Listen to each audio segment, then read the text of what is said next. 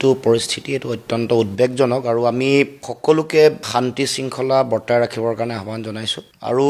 আমি দেখিছোঁ যে এই বিষয়টো এটা দীৰ্ঘদিনীয়া বিষয় বিশেষকৈ ভূমিৰ সমস্যা বা ভূমিৰ অধিকাৰ ইয়াক লৈ বিশেষকৈ যিসকল জনজাতি ৰাইজ আছে খিলঞ্জীয়া ভূমিপুত্ৰ থলগিৰি সকলোৱে অতি চিন্তিত সেইকাৰণে ভূমিৰ অধিকাৰ বিচাৰি বা ভূমিৰ অধিকাৰ আনে কাঢ়ি লৈ যোৱা বিষয়বোৰত অতি সেন্সিটিভ এটা মাইণ্ডছেট লৈ সকলোৱে বিভিন্ন সময়ত সংগ্ৰাম কৰি আহিছে এই গোটেই বিষয়টোক লৈ আমি সকলো চিন্তিত হৈ আছোঁ আৰু সেইকাৰণে এই যে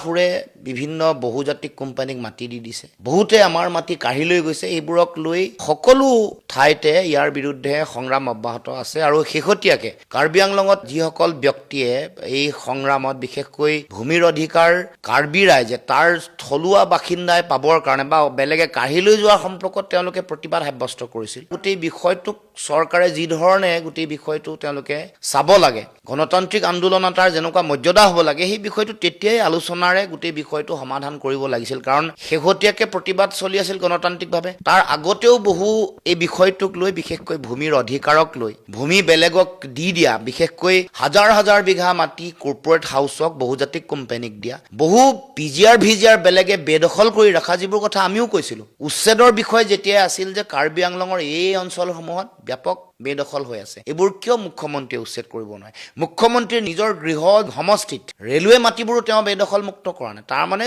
যিসমূহ মাটি বেদখল হৈছে সেয়া ষষ্ঠ অনুসূচীৰ অঞ্চলেই হওক বা সেয়া জনজাতীয় আবেষ্টনীয়ে হওক বেল্ট ব্লক বা জলাশয় বনাঞ্চল এইবোৰ আইনমতে তেওঁলোকে উচ্ছেদ কৰিবৰ কাৰণে উচ্চতম ন্যায়ালয়ে নিৰ্দেশনা দিছে কিন্তু তাকে নকৰি সাম্প্ৰদায়িক অস্ত্ৰ হিচাপে মুখ্যমন্ত্ৰীয়ে কৰা যিটো কাম কাজ তাৰে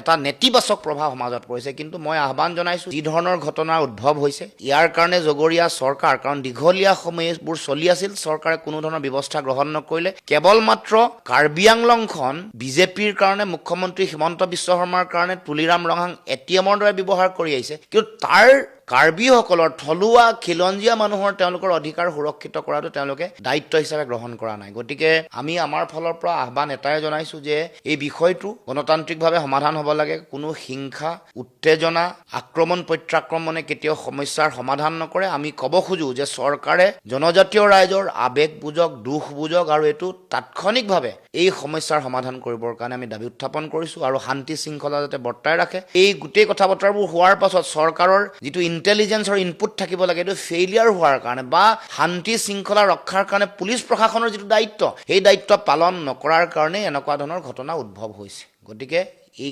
গোটেই বিষয়টোৰ কাৰণে ঘটনাটোৰ কাৰণে চৰকাৰ সম্পূৰ্ণ জগৰীয়া এতিয়া কিন্তু শান্তিৰ পৰিস্থিতি গঢ়ি তুলিবৰ কাৰণে চৰকাৰৰ ফালৰ পৰাই উদ্যোগ ল'ব লাগে আৰু গণতান্ত্ৰিকভাৱে গোটেই বিষয়টো আগবঢ়াই লৈ যাব লাগে 2 তাৰিখটো বহুত দেৰি আছে আজি 23 তাৰিখ গতিকে এই দীঘলীয়া এটা পৰিক্ৰমা উত্তেজনা চলি আছে যোৱাকালি যিটো পৰিৱেশ হ'ল বা আজিও যেনেকুৱা ধৰণৰ পৰিস্থিতি এটা উদ্ভৱ হৈছে এইটোৰ তাৎক্ষণিক নিয়ন্ত্ৰণৰ দায়িত্ব কিন্তু চৰকাৰৰ এতিয়া আমি শুনিবলৈ পাইছোঁ মন্ত্ৰীৰ মুখতো যে ষষ্ঠ অনুসূচীত মাটিৰ বিষয়টো এইটো তাৰ স্থানীয় প্ৰশাসনৰ যিখন কাউন্সিল আছে তেওঁলোকৰ বিষয় বুলি কৈছে কিন্তু গাৰ্জেন যিহেতু আছে দিছপুৰত আমাৰ ইয়াত থকা যিবোৰ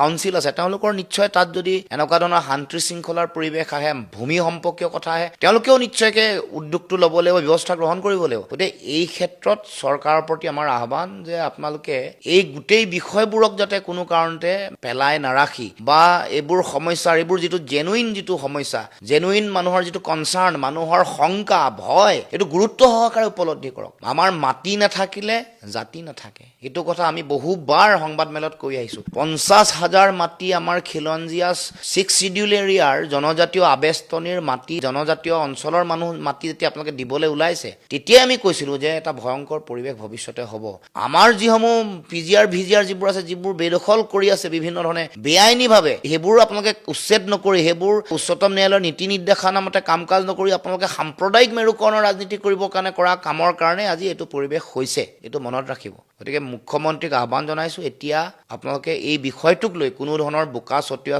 ৰাজনীতি নকৰি যিমান পাৰি সোনকালে মানুহৰ মাজত শান্তি মানুহৰ মাজত আস্থাৰ বাতাবৰণ আৰু এই সমস্যাটোৰ স্থায়ী সমাধানৰ কাৰণে শক্তিশালী পদক্ষেপ গ্ৰহণ কৰক